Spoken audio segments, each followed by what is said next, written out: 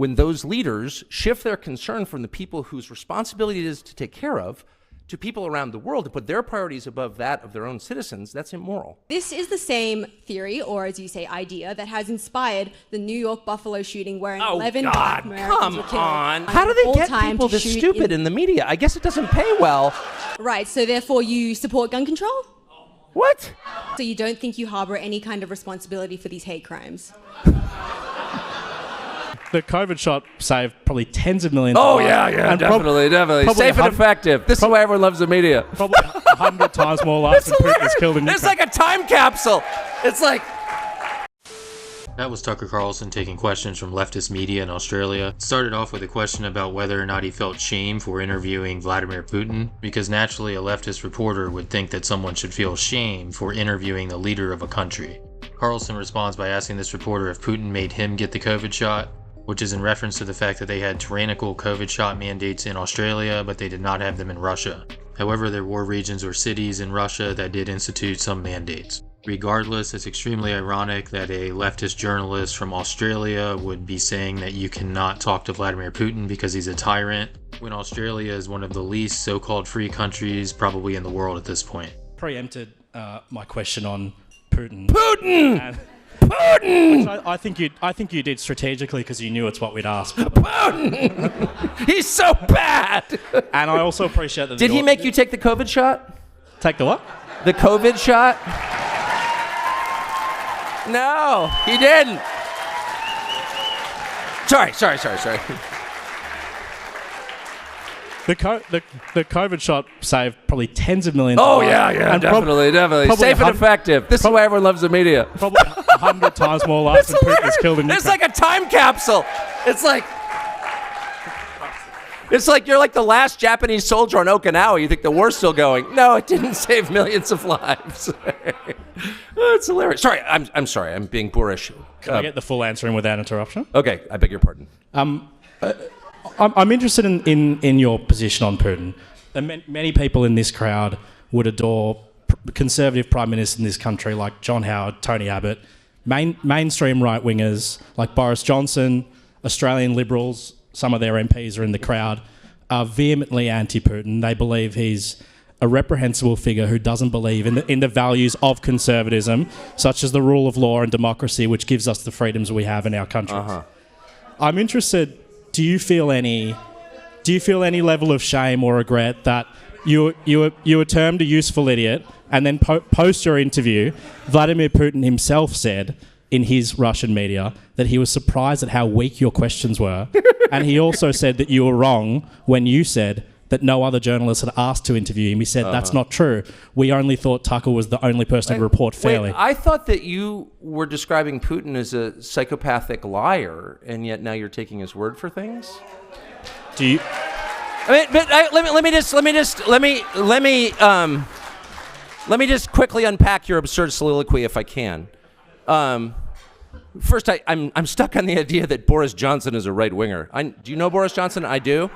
Boris Johnson is a criminal buffoon who, like so many who claim to love Ukraine, is single-handedly responsible for the deaths of hundreds of thousands of Ukrainian men in this war that Ukraine cannot win. And I would refer you to Wikipedia. How many more people does Russia have than Ukraine? Do you know? 100 million. 100 million. And in a land war, that's a relevant number. It is not possible for Ukraine to beat Russia. The best they can do is sue for peace.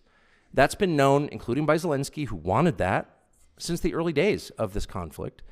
And Boris Johnson, on orders from the Biden administration, shut down, and this is not a disputed fact, this is a fact, admitted by everybody now, shut down the peace negotiations almost 2 years ago. And Ukraine has been completely destroyed. And now Zelensky has passed a law allowing foreign corporations to own land there. So you tell me what Ukraine is going to look like in 30 years when all of it is owned by BlackRock and multinational corporations and its population is not Ukrainian. After that reporter tried to shame him about talking to Putin, then the questions actually got worse.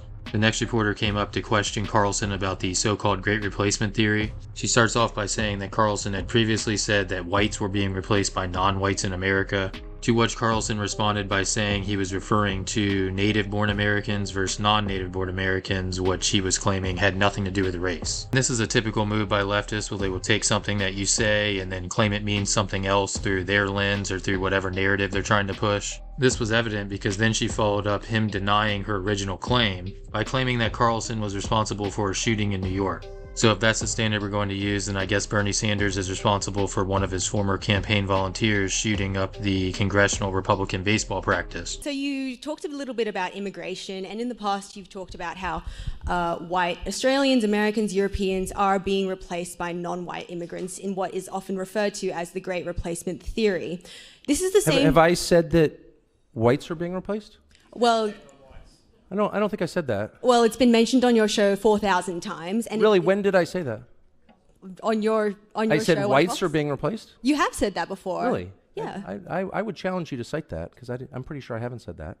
I said native-born Americans are being replaced, including blacks. Native-born Americans. Native-born Americans. And Americans black Americans have been, African Americans have been in the United States for, in many cases, their families over 400 years. And their concerns are every bit as real and valid and alive to me as the concerns of white people whose families have been there 400 years. So I've never said that whites are being replaced.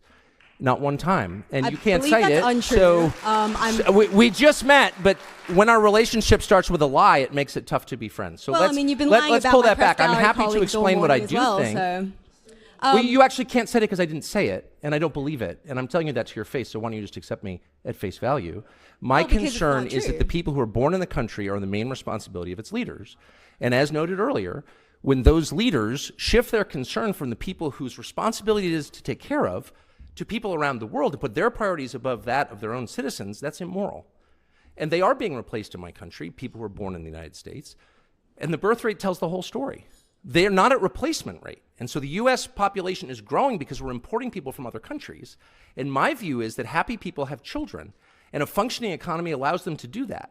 And we don't have that. And so you need to fix the economy and fix the culture and make it so that people who want to have kids can. You don't just go for the quick sugar fix of importing new people. Like, that's my position. And if you think that's racist, that's your problem. I never called you a racist. But of course you are suggesting, and well, I must say one of the reasons people don't like people like you in the media is that you never say exactly what you mean. Your slurs are all by implication, and you're about to tell me the Great Replacement Theory is racist or anti-Semitic, whatever. I've said what I've said to you right now like 100 times in public. I hope to, if I live long enough, say it 100 more times. I think it's completely honest and real, not racist or scary. It's factually true. It's not a theory, it's a fact. And the whole point of your question was to be like, you're a scary racist. Well, I haven't and my response is, no, I'm not. Okay, well, how about no more lying in your questions, and then I'll answer it. Okay, well, this is the same theory, or as you say, idea, that has inspired the New York Buffalo shooting where 11 black Americans were killed. Two white Americans were killed. Like, and it's also inspired... it's not, first of all... It's inspired one of the worst Australian guns of all time. How do they get people this stupid in the media? I guess it doesn't pay well. Look, I'm sorry. I've lived among people like you for too long, and I don't mean to call you stupid. Maybe you're just pretending to be, but I'm totally against violence. I'm totally against the war in Ukraine, for example, which doubtless you support. And like all dutiful liberals, support more carnage. I don't. I hate mass shootings, actually. Nothing I said, what does it mean to inspire something? My views are not bigoted against any group. They're honest. They're factual. That's not hate. That's reality. And my views derive from my deep concern for Americans, actually. Americans aren't having kids because they can't afford to. And nobody in charge cares. And so that's my position. That doesn't inspire mass shootings. How dare you try to tie me to some lunatic who murdered people? How dare you, actually? And in fact, I mean, do you know what I mean? I'd be like, Hitler wore those shoes. A lot of people are saying that you're like Hitler. Can you explain those shoes? Hitler wore exactly the same shoes, and you're like, I've got nothing to do with Hitler. Well, that's how I feel about your absurd, disingenuous question. Right, so therefore you support gun control? What? I thought it couldn't get dumber, but it did. No, I don't support disarming law-abiding people so they can't defend themselves. So the government has a monopoly on violence? I don't think so. First of all, in my country, that's illegal, as you know. But moreover, it should be illegal in every country. A sovereign person has the right to defend himself and his family. Period. And that said, I'm totally opposed to harming anyone. Anyone. Have you been calling? Are you concerned about the war in Ukraine? And the countless innocents being murdered there every single day? I doubt you are. Probably Putin bad. I am. I'm a Christian. I hate violence. I hate mass shootings. I have guns at home and often on my person when I'm in the United States, I'm proud to say, because I want to defend myself and those I love against violence. That's the point. I'm not perpetrating crimes. I'm not shooting strangers. I'm defending what I love.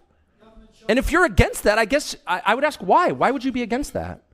Well, so you don't think you harbor any kind of responsibility for these hate crimes? I'm sorry. I'm trying to be charitable. I was like, maybe you're just pretending to be dumb. Now I don't think it's an act. Tucker, thank you for taking those questions. I'm sure you enjoyed some Actually, I questions from the loved it. I press. just feel sorry. I mean, because I got here and the country's so unbelievably beautiful and the people are so cheerful and funny and cool and smart. I'm like, your media's got to be better than ours. It can't just be a bunch of castrated robots reading questions from the boss. And then it turns out it's exactly the same, maybe even a tiny bit dumber. On a similar note to the narrative dismantling that Carlson just participated in, we have Pierre Poilievre eating an apple while dismantling the narrative coming from this reporter. On the topic, I mean, in terms of your sort of strategy currently, you're obviously taking the populist pathway. What does that mean? Well, appealing to people's more emotional levels, I would guess. I mean, What do you mean by that? certainly you tap very strong ideological language quite frequently. Like what? Left wing, this and that, right wing. I mean, it's that type of ideological spectrum. I never really talk about left But or right. anyways, I don't really believe in that. Okay. A lot of people would say that you're simply taking a page out of the Donald Trump book. Like which people would say that? Well, I'm sure a great many Canadians, but Like who? I don't know who, but... Well, you're the one who asked the question, so yeah. you must know somebody. Okay. I'm sure there's some out there, but anyways, the point of this question is, I mean, why should Canadians trust you with their vote, given, not just the sort of ideological inclination in terms of taking the page out of Donald Trump's book, but What are you also, talking about? What page? What page? Can you give me a page? Give me the page. You keep saying in terms of turning things quite dramatically in terms of Trudeau and the left wing and all of this. I mean, you make quite a it's quite a play that you make on it. So I'm not just sure. wondering. I don't know what your question Okay, is. then forget that. Why should Canadians trust you with their vote? Common sense. Okay. Common sense for a change. We're going to make common sense common in this country. We don't have any common sense in the current government. The guy prints $600 billion, grows our money supply by 32% in 3 years. That's growing the money 8 times faster than the economy. No wonder we have the worst inflation in 4 decades.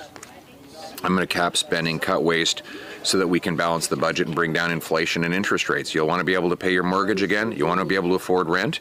Then you have to vote for Pierre Poilievre, because I'm the only one with a common sense plan that will bring back the buying power of your paycheck. This alignment between media organizations and the government, I find disgusting, actually.